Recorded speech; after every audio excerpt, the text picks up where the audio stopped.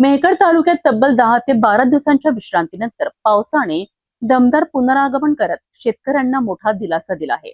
पावसाअभावी करपू लागलेल्या खरीप पिकांना नवसंजीवनी मिळाली असून रखडलेल्या शेतीच्या कामांनाही आता वेग येणार आहे. बुलढाणा जिल्ह्यातील मेहकर तालुक्यात गेल्या 10 ते 12 दिवसांपासून पावसाने दांडी मारल्यामुळे उकाड्याचे प्रमाण मोठ्या प्रमाणात वाढले होते.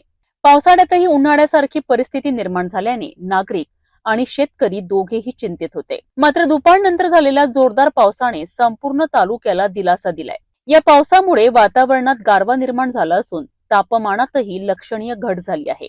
पावसाअभावी सोयाबीन, तूर, मूग, उडीद आणि इतर खरीप पिकांची वाढ खुंटत होती. अनेक शेतकऱ्यांना दुबार पेरणीची चिंता सतावत होती, परंतु वेळेत झालेल्या या पावसामुळे पिकांना नवसंजीवनी मिळाली असून शेतकऱ्यांच्या आशा पुन्हा उंचावल्यात आहे. शेतातील नांगरणी, खुरपणी, खतांचा वापर आणि इतर शेतीची कामे आता वेगाने सुरू होणार आहे. त्यामुळे बळीराजामध्ये समाधानाचे वातावरण निर्माण झाले असून आगामी काळातही चांगल्या पावसाची अपेक्षा व्यक्त केली जात आहे.